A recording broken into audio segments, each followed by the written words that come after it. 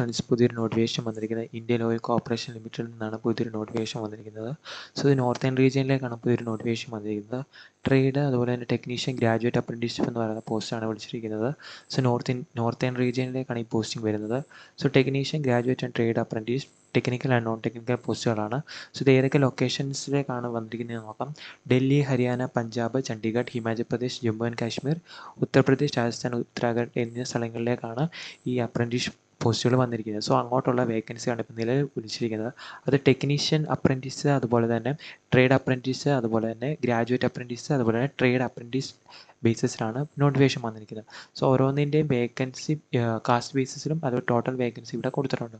So ഈ notification link description ബോക്സിൽ കൊടുക്കുക. അവിടെ നിങ്ങൾക്ക് ഈ നോട്ടിഫിക്കേഷൻ കറക്റ്റ് ഡൗൺലോഡ് ചെയ്ത് യൂസ് ചെയ്യാവുന്നതാണ്. സോ അതിൻ്റെ മെയിനായിട്ടുള്ള കാര്യങ്ങൾ നോക്കാം. സോ ഇവിടെ ഞാൻ പറയുന്നുണ്ട്, അതായത് graduate apprenticeship, trade apprenticeship, data entry operator, ഫ്രഷേഴ്സിനും അതുപോലെ തന്നെ സ്കിൽ സർട്ടിഫിക്കറ്റ് ഹോൾഡേഴ്സിനും ഇതിലേക്ക് അപ്ലൈ ചെയ്യാൻ ഓർത്തിരിക്കാം. നിങ്ങൾ അപ്ലൈ ചെയ്യുമ്പോൾ ഓർത്തിരിക്കുന്ന കാര്യം, നിങ്ങൾ ഏതാണോ പോസ്റ്റ് അപ്ലൈ ചെയ്യുന്നത് അതിൻ്റെ ഡിസിപ്ലിൻ കോഡ്, ഈ പറഞ്ഞിരിക്കുന്ന കോഡുകൾ ജസ്റ്റ് നോക്കുക. ഇതിനെ ബേസ് ചെയ്തിട്ടായിരിക്കും നിങ്ങൾ അപ്ലൈ ചെയ്യേണ്ടത്. സോ അത് ജസ്റ്റ് ഒന്ന് ഓർത്തിരിക്കാം. സ്റ്റൈഫൻഡ് നിങ്ങൾക്ക് പ്രൊവൈഡ് ചെയ്യുന്നുണ്ടെന്ന് ഓർത്തിരിക്കാം. ബാക്കിയുള്ള കാര്യങ്ങളൊക്കെ പറയാം. അതിന് മുമ്പ് നമുക്ക് ക്വാളിഫിക്കേഷൻസ് ജസ്റ്റ് നോക്കാം. സോ ഞാൻ ഫസ്റ്റ് പറയാൻ പോകുന്നത് 107 കോഡാണ്. Discipline code 107. ട്രേഡ് അപ്രന്റീസ് ഫിറ്ററിലേക്കാണ്. നിങ്ങൾക്ക് 10ാം ക്ലാസ് അതോടൊപ്പം തന്നെ 2 വർഷത്തെ IT ഉണ്ടായിരിക്കണം. അത് എടുത്തിരിക്കുന്ന ഫിറ്ററിലായിരിക്കണമെന്നും പറയുന്നുണ്ട്. സോ മറ്റ് ക്വാളിഫിക്കേഷൻസ് ഇവിടെ കൊടുത്തിട്ടുണ്ട്, അതും കൂടെ ജസ്റ്റ് ഓർത്തിരിക്കാം. Next 108 trade apprentice electrician. So ITI electrician ആയിരിക്കണം എടുത്തിരിക്കേണ്ടത്. ദെൻ കോഡ് 109 വരുന്നത് 2 വർഷത്തെ ITI ഇന്ന് ഇലക്ട്രോണിക്സ് മെക്കാനിക്കലായി ആയിരിക്കണം ITI. നെക്സ്റ്റ് വന്നിരിക്കുന്നത് 110 ആണ്. സോ ഇൻസ്ട്രുമെൻറ്റ് മെക്കാനിക്കാണ്. സോ അപ്പം matric with regular full time ITI instrument mechanic ആയിരിക്കണം. Next 111 trade apprentice machinist. Then 101 trade technician apprentice mechanical. അത് 3 വർഷത്തെ diploma in mechanical engineering with 50% mark ഉണ്ടായിരിക്കണം എന്നിവിടെ പറയുന്നുണ്ട്. ദെൻ 102 വരുന്നത് ഡിസിപ്ലിൻ കോഡ് വരുന്നത് ടെക്നീഷ്യൻ അപ്രന്റീസ് ഇലക്ട്രിക്കലേക്കാണ്.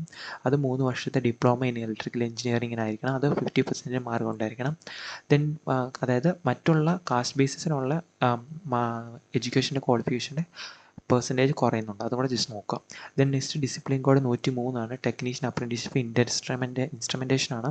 3 വർഷത്തെ diploma instrumentation engineering. Then 104 technician apprenticeship civil, 3 year full time diploma in civil engineering. Then 105 technician apprentice electrical and electronics with 3 years regular full time diploma in electrical and electronics engineering. Then 106 discipline കോഡാണ് വരുന്നത്. So അത് technician apprenticeship electronics ആണ്. So 3 വർഷത്തെ full time diploma in electronics engineering with minimum 50% mark. Then discipline code 112 graduate apprenticeship ആണ്. അത് BBA, BA, BCom, BSc പഠിച്ചവർക്കാണ്. Regular ആയിരിക്കണമെന്ന് mention ചെയ്തിട്ടുണ്ട്. നെക്സ്റ്റ് ഡിസിപ്ലിൻ 113 വന്ന് trade apprentice data entry operator ആണ്. Class 12th, അതായത് നിങ്ങൾ +2 പാസ്സായവർക്ക് ഇതിലേക്ക് അപ്ലൈ ചെയ്യാം. ബട്ട് ബിലോ ഗ്രാജുവേറ്റ് എന്നും പറയുന്നുണ്ട്. ഗ്രാജുവേറ്റ് ആകാൻ പാടില്ല, പക്ഷേ 12th പാസ്സായിരിക്കണം. ഡേറ്റ എൻട്രി ഓപ്പറേറ്റർ ഫ്രഷേഴ്സിന് അപ്ലൈ ചെയ്യാം. Next discipline code 114 trade apprentice data entry operator. ഈ തസ്തിക എന്ന് പറയുന്നത് നിങ്ങൾക്ക് സ്കിൽ സർട്ടിഫിക്കറ്റ് ഹോൾഡറിനാണ്. In case skill certificate holder ഇല്ലാത്ത പക്ഷം നിങ്ങൾ ഈ ഡിസിപ്ലിൻ 113 ബേസ് ചെയ്തിട്ട് 114 നിങ്ങൾ പരിഗണിക്കും എന്നിവിടെ മെൻഷൻ ചെയ്തിട്ടുണ്ട്. അത് കൂടെ ജസ്റ്റ് ഓർത്തിരിക്കാം. ഇവിടെ പറയുന്നുണ്ട്, for all discipline code the qualification prescribed shall be recognised university institute as full time regular course in relevant discipline. അതായത് ഫുൾ ടൈം കോഴ്സ് എടുത്ത് പഠിച്ചിരിക്കണം. പാർട്ട് ടൈമോ അല്ലെങ്കിൽ കറസ്പോണ്ടൻസോ ഡിസ്റ്റൻസ് ലേണിങ്ങോ അങ്ങനെയുള്ള കാൻഡിഡേറ്റിനെ ഒന്നും ഒരു പണിക്ക് പരിഗണിക്കത്തില്ല. അതിനല്ലേ നോട്ട് എലിജിബിൾ ആണെന്നും പറയുന്നുണ്ട്. ജസ്റ്റ് അതും കൂടെ ജസ്റ്റ് ഇനി ഇതിലേക്ക് നമ്മൾ എങ്ങനെയാണ് അപ്ലൈ ചെയ്യേണ്ടതെന്ന് ഓർത്തിരിക്കാം. സോ അതിന് മുമ്പ് നമുക്ക് ഏജ് ലിമിറ്റ് നോക്കാം. 18 മുതൽ 24 വയസ്സ് വരെയാണ് അപ്ലൈ ചെയ്യാൻ പറ്റുന്നതെന്ന് ഓർത്തിരിക്കുക. SC ST അതുപോലെ തന്നെ OBC കാൻഡിഡേറ്റ് അതിൻ്റേതായിട്ടുള്ള ഏജ് റിലാക്സേഷൻ പ്രൊവൈഡ് ചെയ്യുന്നുണ്ട്. അപ്രന്റീസ്ഷിപ്പ് പീരീഡ് വരുന്നത് 12 മാസമാണ്. സെലക്ഷൻ മെത്തഡോളജി വരുന്നത് നിങ്ങൾ അപ്ലൈ ചെയ്യുന്നതിന് ബേസ് ചെയ്ത് നിങ്ങളുടെ മാർക്കിനെ ബേസ് ചെയ്തിട്ടായിരിക്കും സെലക്ഷൻ വരുന്നത്. അല്ലാതെ റിട്ടൺ ടെസ്റ്റോ ഇൻ്റർവ്യൂ ഒന്നും ഇതിനെ കണ്ടക്ട് ചെയ്തില്ലെന്ന് ഓർത്തിരിക്കാം.